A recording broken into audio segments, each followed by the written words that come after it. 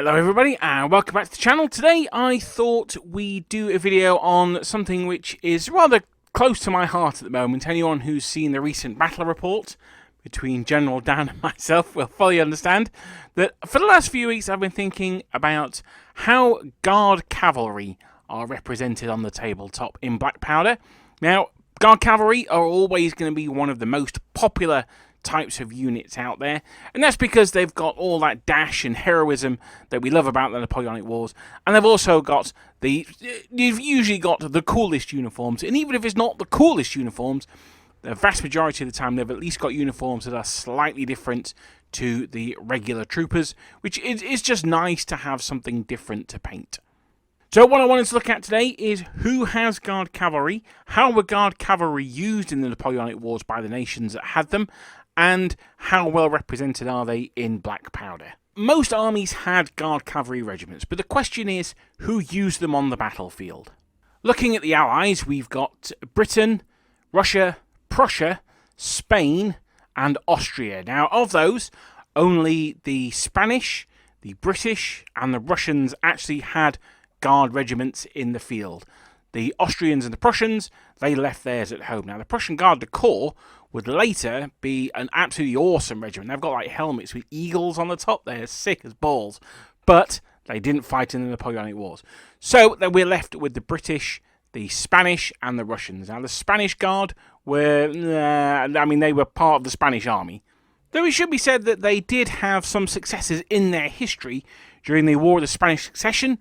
They fought at the Battle of Almansa, I think it was called, and they achieved an absolutely phenomenal victory there with their charging, which at a time that cavalry charges were not quite as decisive as they were in the Napoleonic times. But by Napoleon's period, the Spanish army we can pretty much write off. It was in a very, very poor state, and again they were more suited to actual duty looking after the royal family, which is a polite way of saying they were pretty crap. I should say for completeness as well that the Swedes had a life guard unit. The Swedes were one of the main proponents of mounted warfare in the 17th century, late 17th century. They had mounted guard, but they also stayed at home. So for the Allies, we're talking British and Russians effectively. For the French forces, the French obviously had a humongous Imperial Guard, including many regiments of Guard Cavalry. We'll get into those in a bit. But also, some of the smaller states had their own Garde du Corps units as well. So, particularly famous would be Württemberg and, of course, Saxony. But Italy had one as well. And these all saw active service. There was no sitting around at home for them. Napoleon had to scrape together pretty much every man he could get hold of. I think the Westphalians might have had a Garde du Corps as well, now I think about it. But don't quote me on that one. They certainly had a regiment of Krauses who had sunbursts on their breastplates. I think they had rather fetching pink facings. So, you know me, I love my pink facings. But I'm not sure if they were just the first Krauses or if they were Guard. I'm not sure. I don't think they were. Anyway, don't quote me on that. But there were other nations out there that had Garde du Corps. I should say that Imperial Guard, Cavalry, Garde du Corps, they're pretty much interchangeable terms. So we'll start off looking at the British, because I think that's probably the simplest of them. The British Life Guards, as they were known, were two regiments, the Blues and the Royals. They're now the Blues and Royals, they're combined. But they didn't really take part in the Napoleonic Wars until the very end of the Peninsular War. So they fought at the Battle of Vittoria. I think before that, they were either back in London or they'd only just been shipped over and didn't take part in any previous engagements. Their appearance at Vittoria does allow them to have Peninsula as one of their battle honours, though, which I think is a bit cheeky. But, you know, they are the Life Guards, I suppose.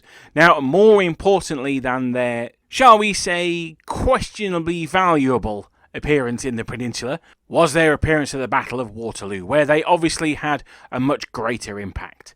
Part of the 1st Cavalry Division, they took part in the Great Charge against d'Erlon's corps as it moved towards the ridge, scattering that and then being countercharged by the Lancers.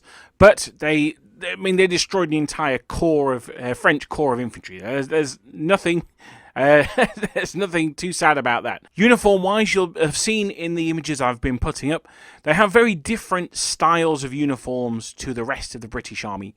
Even something like the Dragoon Guards are quite different. Dragoon Guards have a Grecian helmet. It's very much like the French cuirassiers, whereas the Household Cavalry, they have a much more streamlined helmet.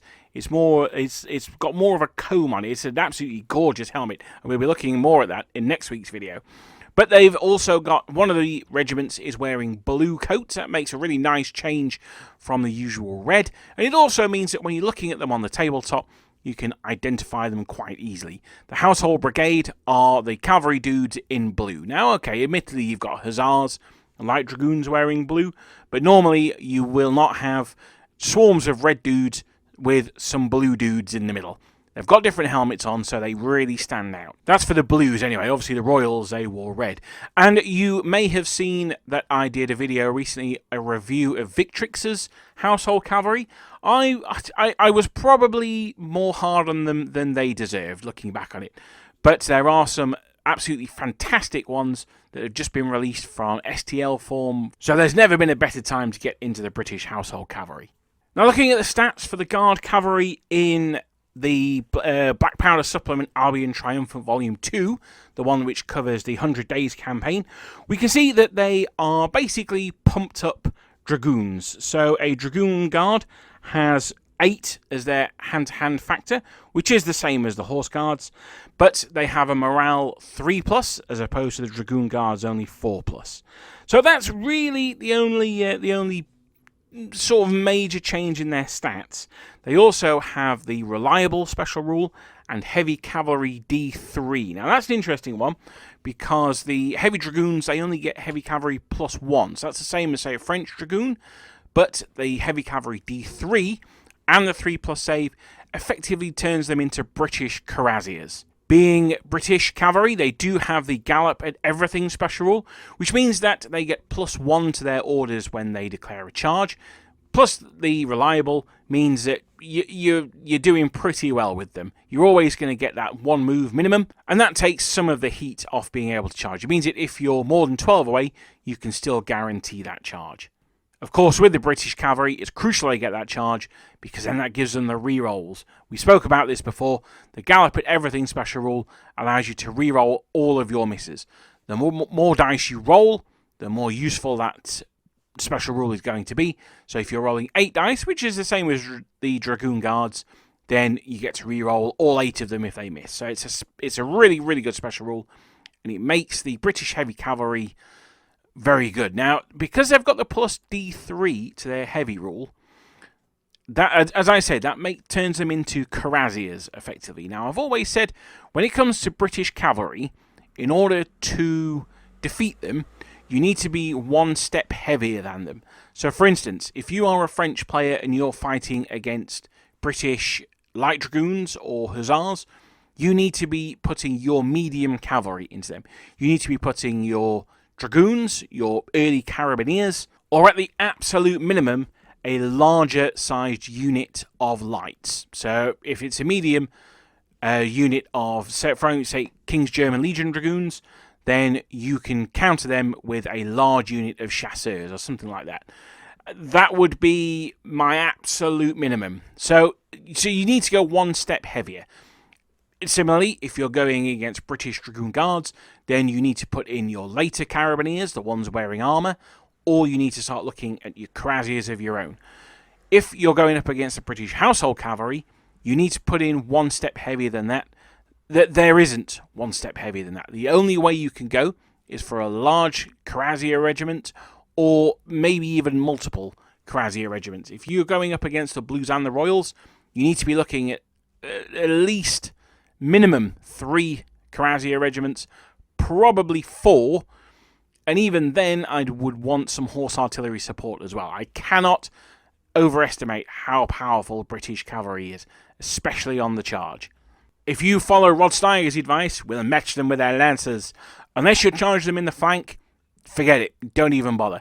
There is the one thing that, ironically, I've missed out is perhaps you can counter them with French Guard, but we'll come to those guys when we're talking about the French Guard. So overall, British Household Cavalry, they take what is already a 10 and they turn it up to 11. I would put in a strong argument for saying they are one of the best units in the game, and I don't necessarily mind that so much because they have a reputation and they are really, really nice model. I love the uniforms.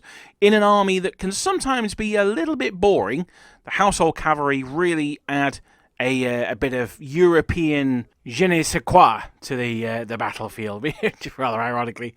But despite my saltiness from the battle report, joking aside, the British Household Cavalry are a great unit. Highly recommend getting some if you have a British army.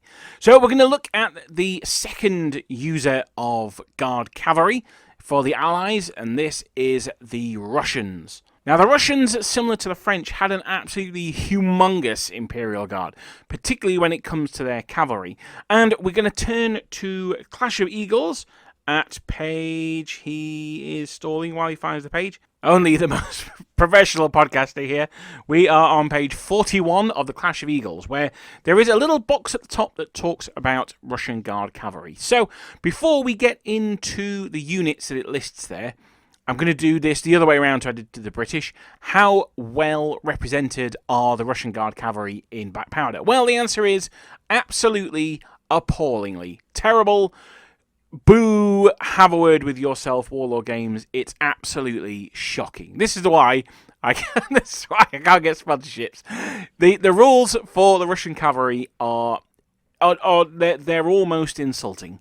Now, it's safe to say that since the Second World War, even during the Second World War, the phrase Russian Guard unit doesn't actually mean a huge amount, unless you're using my Russian Guard dice, which I occasionally bust out of Team Yankee, because they are awesome. But apart from them, the Russian Guard is a status. It's to do with equipment and things like this. The Russian Guard of the Napoleonic period, however, were an out-and-out guard. They were the elite of the Russian army, and the Russian army wasn't terrible. It gets a poor reputation, and I think that poor reputation is by and large justified. But the actual soldiers themselves were not bad, and the lifeguards were particularly good. I've done a whole video on the Russian Guard Cavalry. I don't want to go into it here because it's over an hour. It's a good video. I would recommend that one. But the Chevalier Guard of the Russians, they were all noblemen, and they were all very well trained, very well equipped.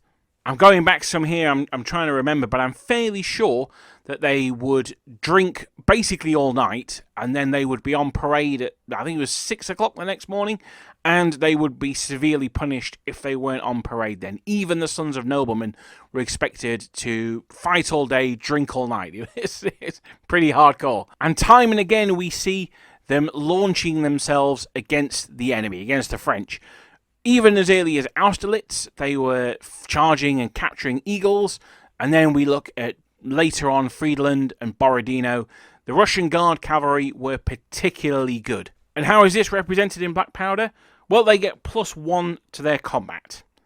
I mean, it's the absolute minimum that they could have done. For the heavy cavalry, it's not so bad. A unit of Russian Krasiers actually gets 9 in their hand-to-hand attacks, so 1 more than the British. And they do get Tough Fighter, so they do get a reroll even when charged.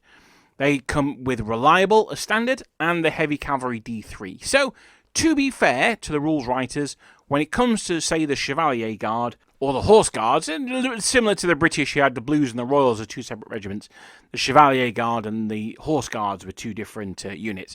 So, to be fair, with those guys, there's not a huge amount more you could do about it. They've got Reliable already, they've got the Heavy Cavalry D3, and that gives them 10 attacks. They've also got Tough Fighters, and it gives them 10 attacks. So, fair enough. There's not really much more you could do there. It's a shame they don't have their own unit entry, but, you know, that's fine. I'm okay with that. But it's when we move into the lighter units that starts to fall down, really. So, for instance, in the 1st Brigade of the 1st Guard Cavalry Division, there were 2 divisions. That's how many Guard Cavalry regiments there were. We had Lifeguard Dragoons and Lifeguard Uhlans. Now, Uhlans, obviously, are light cavalry. They're effectively lancers. Now, they come with 7 attacks in hand-to-hand. They've got Morale 4+. stamina 3, and they come with a lance, obviously, and they come with marauder, like, you know, all the light cavalry do. So for being guard, they get an 8th attack, so that's pretty good, and they've got tough fighter already. But they don't get any pluses to their morale save, which, okay. They don't get reliable, okay. And they don't get any bonuses like heavy cavalry 1 or anything like that. So, okay. Now, the Dragoons, they do get the heavy cavalry D1, of course. They come with 8 attacks as standard, and they've got morale 4+ as well. So, you get a 9th attack, which is nice, but again, there's no reliable in there. It's poor. It's very poor. And going down, still, we have the Lifeguard Hussars. They get a 7th attack. Again, no more reliable. No plus to their morale. Okay, there's no point in me keep flogging a dead horse. Because we're coming on to... same with the Jaegers. I mean, the Jaegers are basically Hussars, but without Lancers. Then we can... What I would say, though, is only having 6 attacks, by giving them an extra attack, that's actually more of a boost than it would be to the Cuirassiers. If you've got 8 attacks and you have 1 more, then you've gone from 8 to 9. So you've added about, 9% to your dice rolls? 8% maybe? If you've only got 6 attacks, then you're adding like 16%. So, you know, it is worth it more than that. But, okay. Now we come to the Guard Cossacks. Now, the Guard Cossacks are... So, the Cossacks have a number of special rules. They've got Marauder, fair enough. Lancer, fair enough. They've got Unreliable, fair enough. And they've got 5 attacks in hand-to-hand, and you can give them bows. Okay, fair enough. Well, we're not going to give them bows, because the Lifeguard didn't have bows. But they get a 6th attack, so that's an increase of 20%, so fair enough. But it gives them a 6th attack. They've also got a special rule that means they can't charge enemies from the front. Now, this is the Guard Cossacks here. The Guard Lancers... The Guard Cossacks were a good regiment, a very good regiment. Again, it's in the Guard Cavalry video. I'm trying to remember it now. They charged, I want to say Dresden or possibly Leipzig. No, Leipzig, I think it was.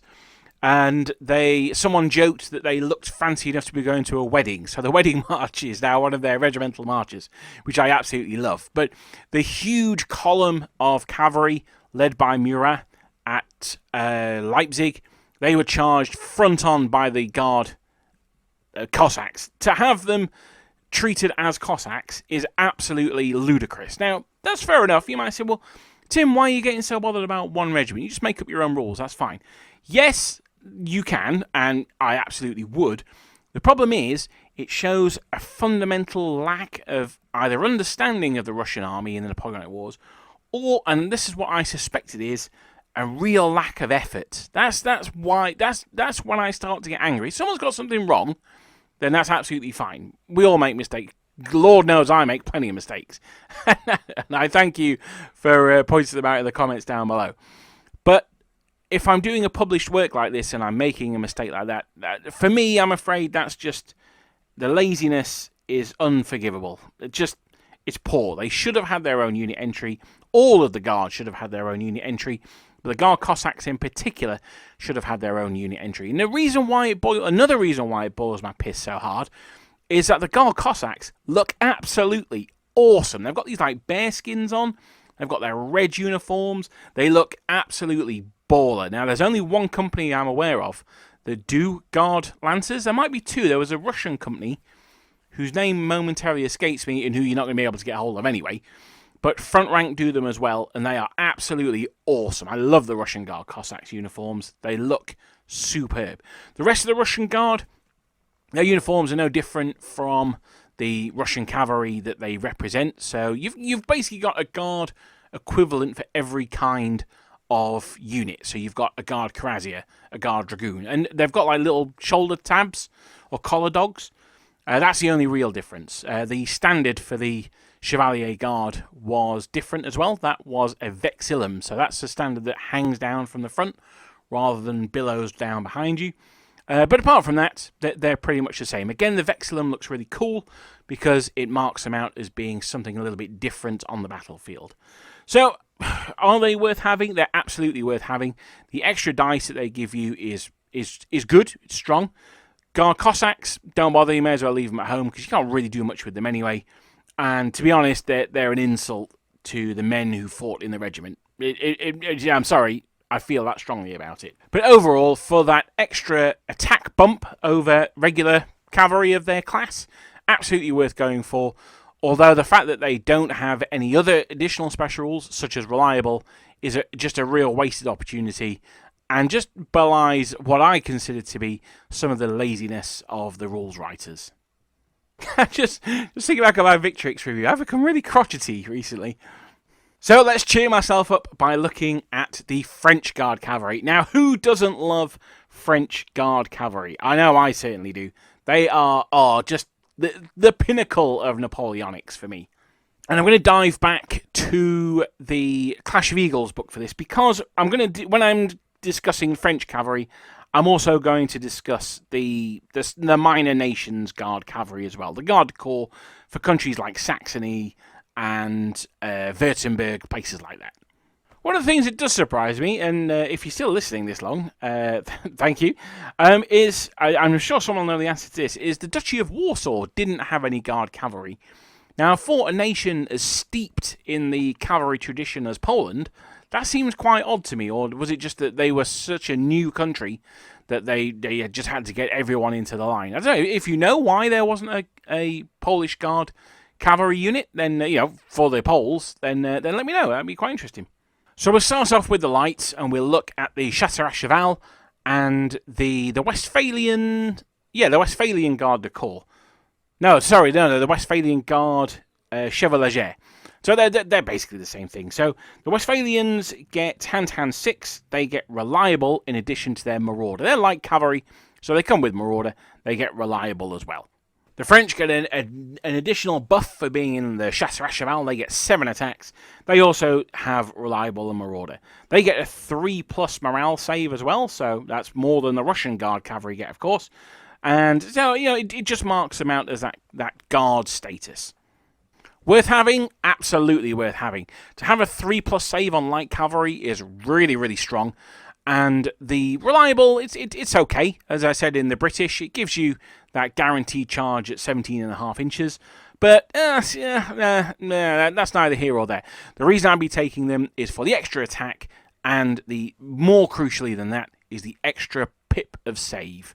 Which, interestingly, the Westphalians don't get. They still have their morale save at 4+. So you can kind of take or leave those guys. I think the reliable's okay. But for an extra 4 points over a Westphalian Hussar, I'm not sure I bother, to be honest. Guard Lancer-wise, we, of course, have 2 regiments of French Lancers. I'm going to also mix in the Lancers of Berg here as well. So you have the Polish Lancers and the Dutch Lancers for the French Imperial Guard. And as I say, we've also got the Duchy of Berg as well. Now, I don't think Berg have their own special rules, so I'm going to count them as being other Confederation Lancers, effectively, or Uhlans, I guess. And they have a hand-to-hand value of 7, a morale of 4+, Lancer and Marauder.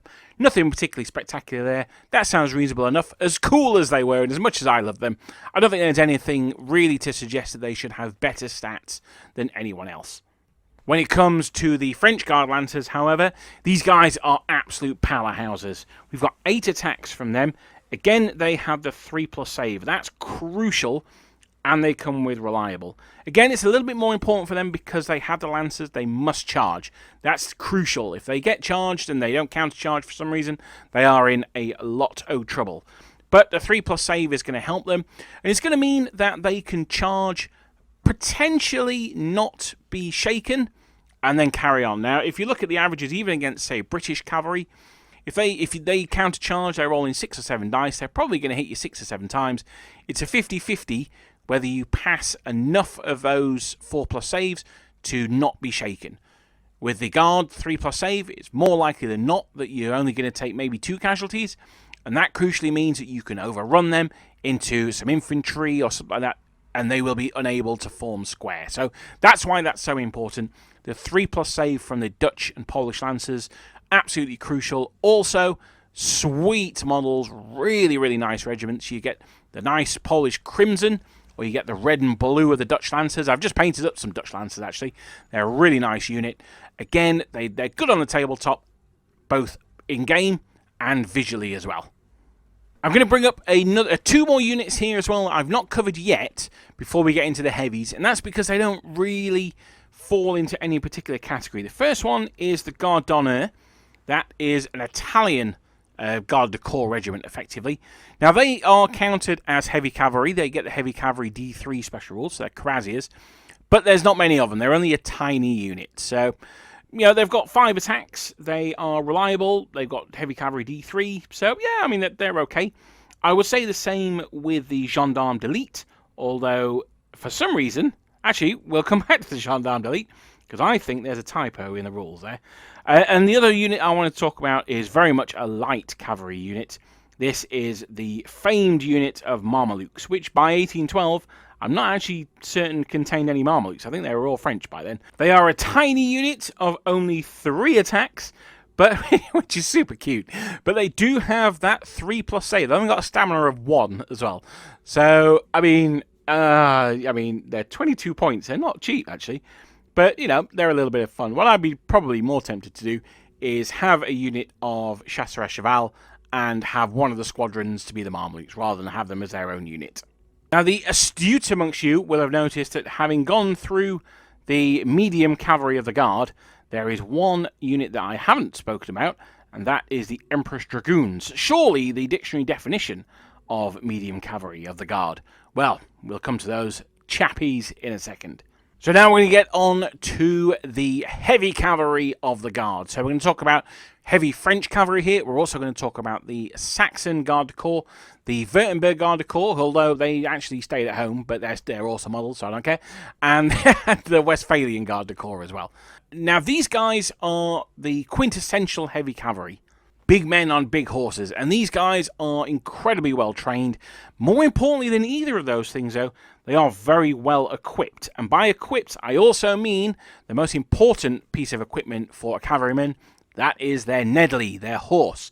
These guys were mounted on the best horses in Europe, which, to be fair, probably not as good as British horses, but specifically Irish horses, but still very, very good. Particularly after the capture of Prussia, and they got hold of those Lithuanian Prussian horse, like stud farms. They were spectacular. The horses that they had from there were basically direct descendants from the ones used by the Teutonic Knights. So they were no slouches. But we look at their stats. Now, I'm going to start off with the best of the best of the best. This is probably, stat-wise, the best unit in the entire game of Black Powder. And that is, of course, the gods, the Grenadier à Cheval. Now, in the rules for Black Powder, also sharing their rules are the Empress Dragoons. Now, the Empress Dragoons were a medium cavalry unit. In this, they are very much the top of the top of the top. Fair enough, I'll take it.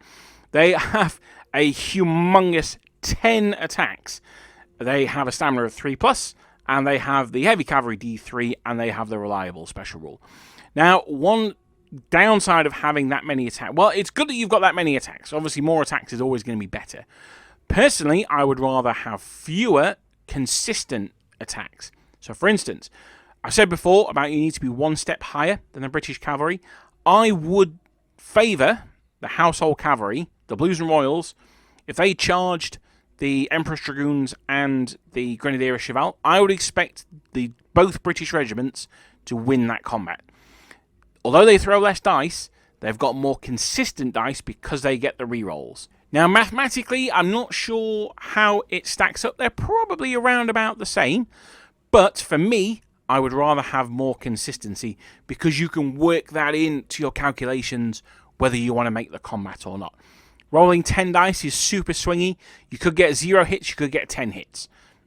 No, it's unlikely that you're going to get 0. It's less likely to get 0 hits than it is 10 hits. But still, the possibilities are there. They get no other rules apart from... Well, they get no extra rules that any other Guard regiments don't have. I think they could do with something like the Gods or something like that special rule. I'm not sure what that could be. It could be a morale bump to any French units within 12 or something like that. which could then also be a morale negative if they lose a combat within 12. I'm not really sure how it could work, but I think it's a shame that they don't have any more identity over just give them some extra attacks. I think that's a bit of a wasted opportunity, but again, we're looking at the Clash of Eagles book. I've given my thoughts on how much effort I think has actually gone into this book.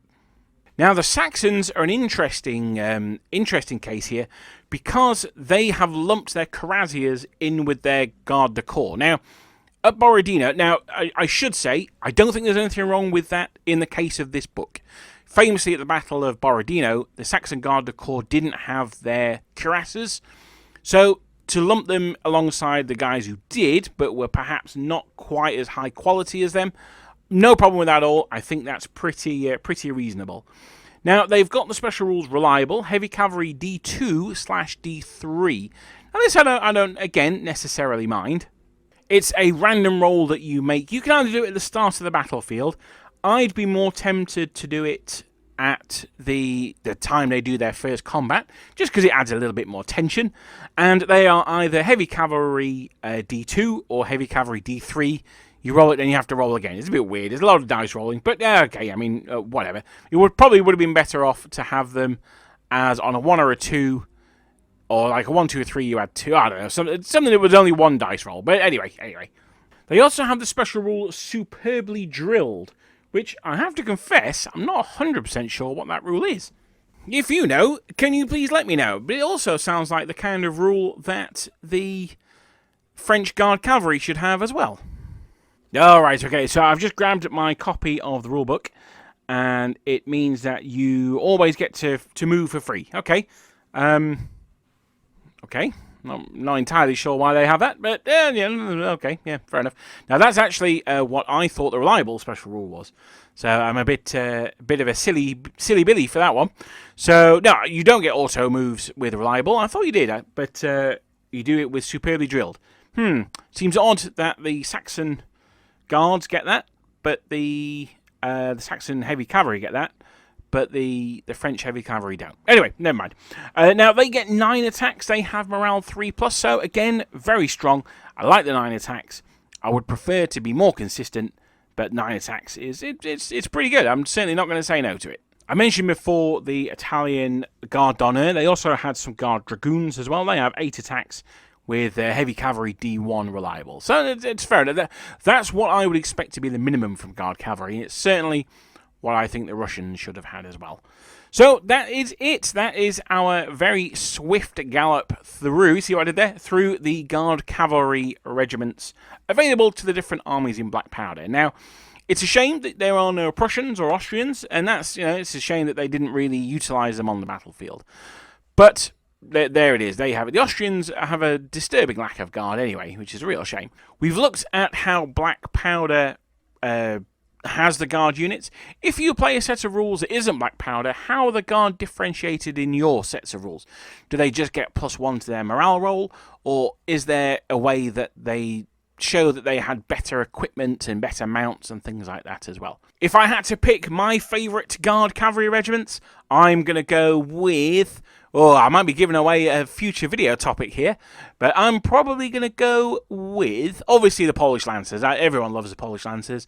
The Grenadier Cheval, the Blues. I really like the Saxon Guard du Corps. I really, really, really like the Württemberg Guard du Corps as well. So, I don't know. It's a tough one, but I'm going to have to stay safe and go with the Polish Lancers, because who does not love the Polish Lancers?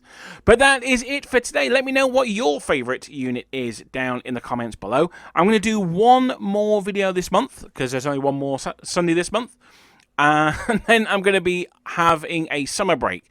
There won't be any Sunday videos over August. I'm going to try and keep the live streams going.